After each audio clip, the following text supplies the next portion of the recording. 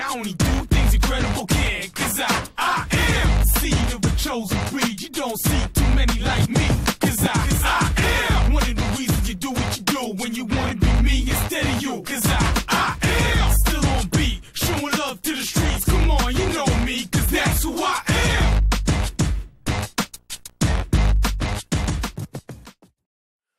Welcome back, ladies and gentlemen, to Universe Mode Retrospect, where we are breaking down the second half of the Hitlist era. If you haven't seen part 1, then I'd highly recommend you go catch up now before continuing this video. If you don't care, or already have seen part 1, then I hope you all enjoy the video. If you have any more suggestions, by the way, on stories or eras of Universe Mode that I can cover, feel free to let me know. We left off the story with the Hitmen officially defeating DIY for the 3rd time at NXT TakeOver San Antonio on Season 3, Episode 44. On that night, both men would be holding 4 titles at once, 2 titles on each of them. Their NXT Tag Team title reign was at 27 episodes, Slim Reaper's United States title reign was at 22, and Road Killer had just won the NXT Television Championship the same night. They also sat with an impressive 14-0 record in tag team matches / handicap matches. I also will highlight this for old fans, first-time viewers. Every season of Universe Mode is 55 episodes, so a 27-episode run is considered exceptionally long in the series as it spans half of a scheduled season. As their arms were draped in gold, it led to a busier schedule for the Hitmen. The Royal Rumble directly followed NXT TakeOver, and Slim Reaper would successfully defend the United States title for the 2nd time against Davis King. I also believe this was the first time they sported the red and white Supreme attires. Fun fact. Their night wasn't over, though, as they both got to enter the Royal Rumble match of Season 3. Slim Reaper came out at number 20, lasting 8 minutes and 12 seconds with 4 eliminations, while Road Killer entered at 21, lasting exactly 2 minutes and only got 1 elimination. Unfortunately, they were both unsuccessful at winning the match and would mark both of their second singles losses. Yes, I count the Royal Rumble match as a singles loss. Road Killer was now 2-2 in singles record, and Slim Reaper was 5-2. Now, as the road to their second Mania began, Slim Reaper would retain his United States Championship again on SmackDown, which was episode 47 against Adrian Galerto. Slim Reaper, of course, wouldn't get much rest, though, on episode 49 as he entered the Elimination Chamber to defend his U.S. title. Unfortunately, well, I shouldn't say unfortunately, although maybe, he went up against Bobby Roode, Adrian Galerto, Davis King, Baron Corbin, Shinsuke Nakamura. Almost every one of these guys he's beaten one-on-one before, so they were all hungry to get a win over him. Feel free to go check this one out before I continue talking about it further if you're interested. I wouldn't say the match was a classic, but I think it continued to show how dominant Slim Reaper was as he started off in the ring at number 1, I think. But yeah, I would highly check it out. 3, 2, 1, continuing. Unfortunately, his 27-episode run as United States Champion would come to an end as he was eliminated by Nakamura in the final 3. What should also be noted is that after 7 seasons and a total of 385 episodes across the board, he's still second all-time when it comes to the most episodes as U.S. Champion. I just wanted to highlight how significant the run was quickly before continuing further. After this defeat, the Hitmen were infuriated, as this was the first title they had ever lost in Universe Mode. On the following SmackDown, episode 51 of the season, Road Killer would fire a warning shot to their next victims, as they set their sights on the SmackDown Tag Team Champions, the Authors of Pain.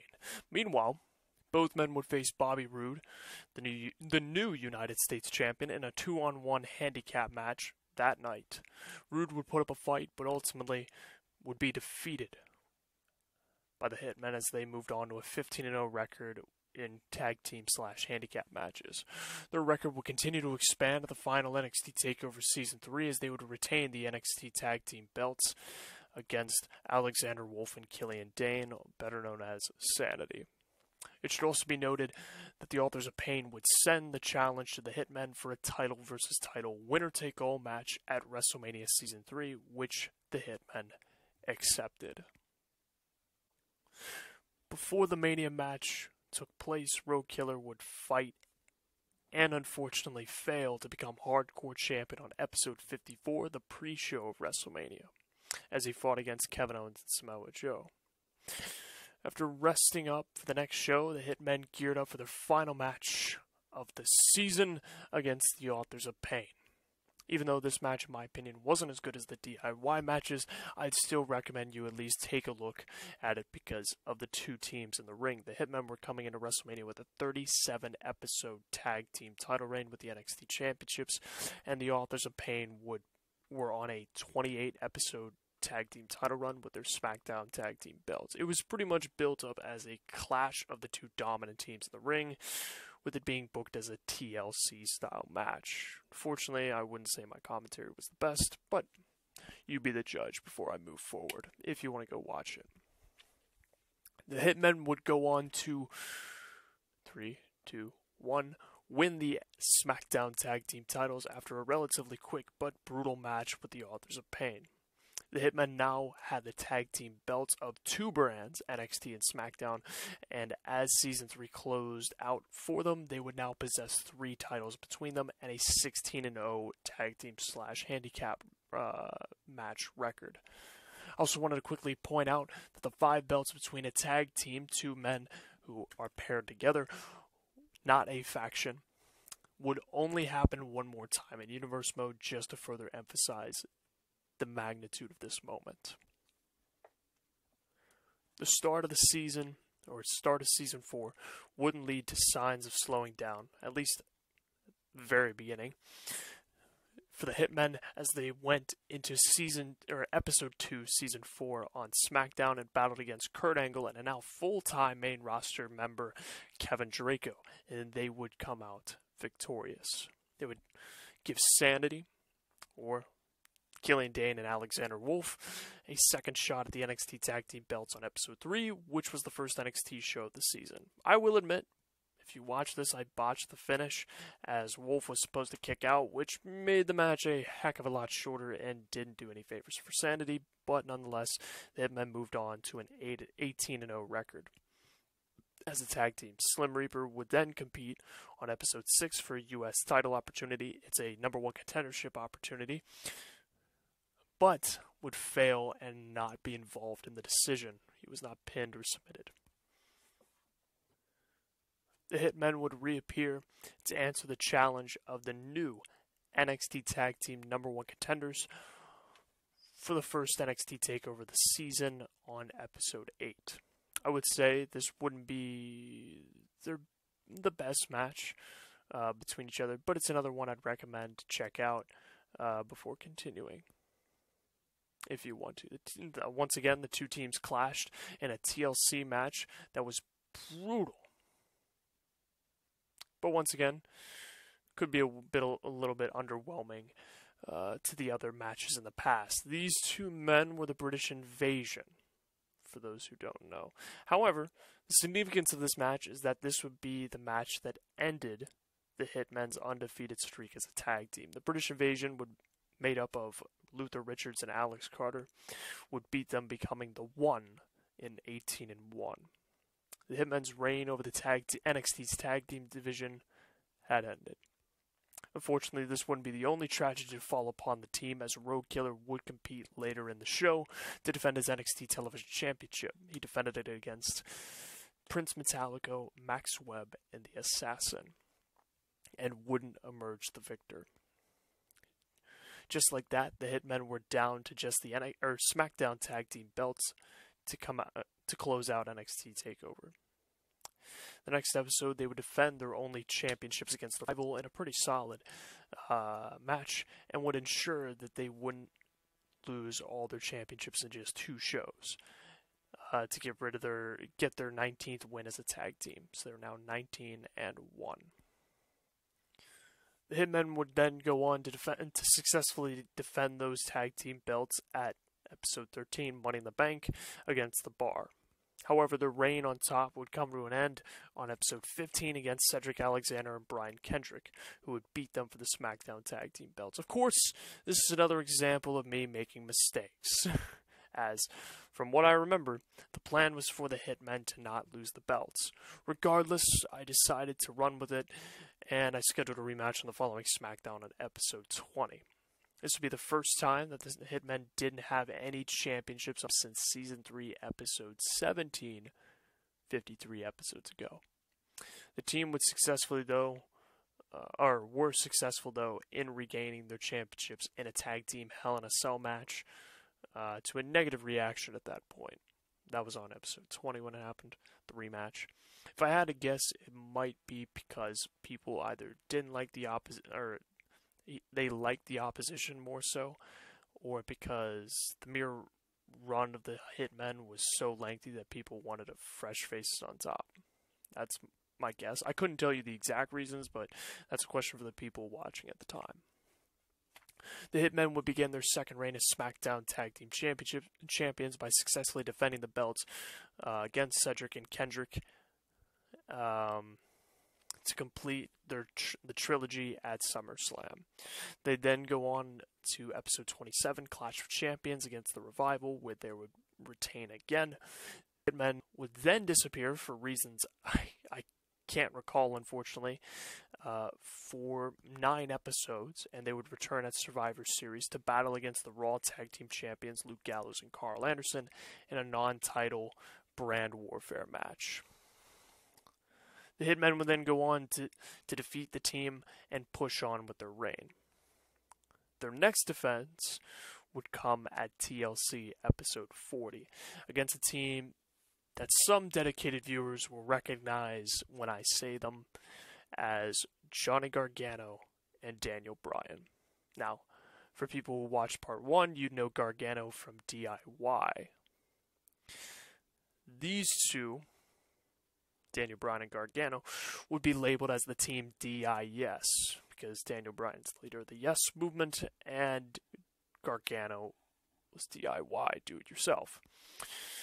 So it was a blend of the two. Gargano, after losing his former partner, Tommaso Ciampa, would find a good friend in the returning Daniel Bryan. Fans gave them this name. They would form a duo, and Bryan picked up several wins tag team wrestling to challenge the SmackDown Tag Team Champions. He picked Gargano as his partner for the pay-per-view TLC, and this would officially reignite the story that Gargano and the Hitmen had in Season 3. Now, despite the odd and lazy booking of the Hitmen's reign in Season 4, which I regret wasn't way better than it could have been, it's one of those things where I dorked it up. This match was something I really enjoyed, and was a match that the team desperately needed to have a reignition in interest to the tail end of the reign on top. The Hitmen would defeat DIS, but I would still highly recommend you check this out. I actually just spoiled it right there. I highly recommend you check this out because it's overshadowed by what's to come. But this wouldn't be the end of the feud. Bryan would face Slim Reaper on episode 42 in a one-on-one match. If Bryan won, his team would get a rematch at the Royal Rumble for the SmackDown Tag Team Championships. For some reason, when I watch this back, the audio is delayed behind, but I still like this match, this one-on-one. So if you want to watch it without audio, go right ahead. I would recommend this one as well. Bryan secured the victory, though, over Slim Reaper with a crucifix roll-up to earn their second chance shot at the tag titles. This set the stage for the Royal Rumble. DIS, the Hitmen versus DIS 2. Sorry, I just dorked up that phrase.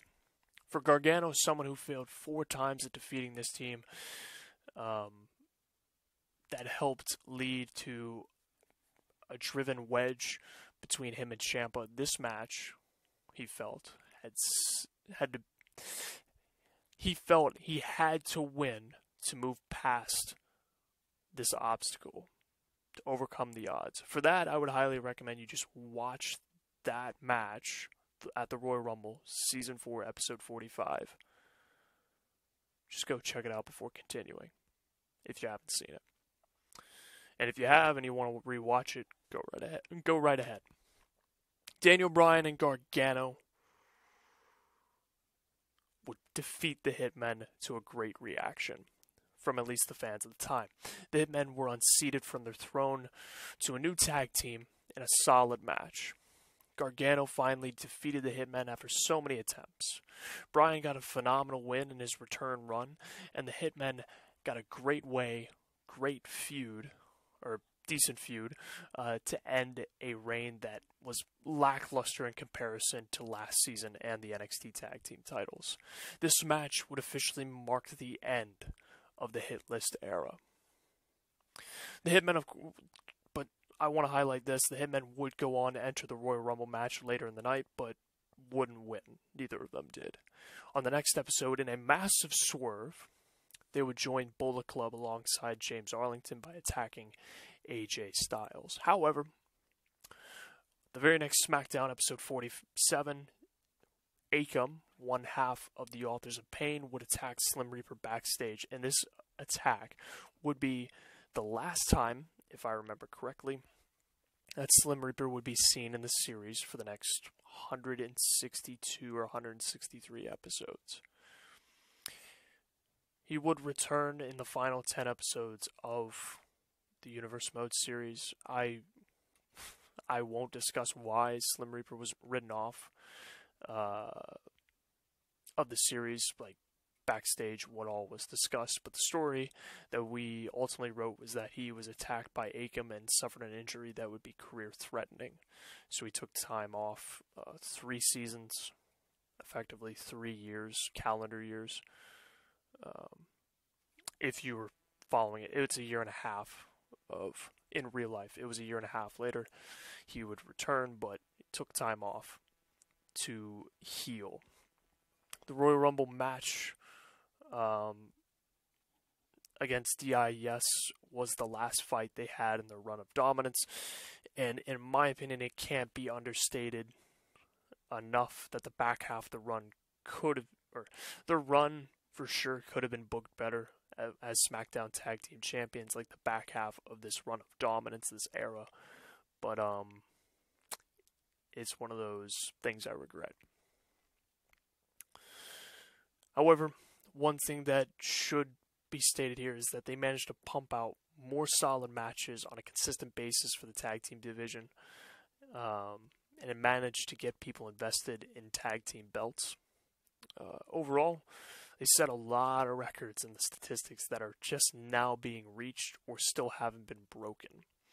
I'll be sure to put up pictures if I make them, or I can find stuff in my records of their episodes holding the belts.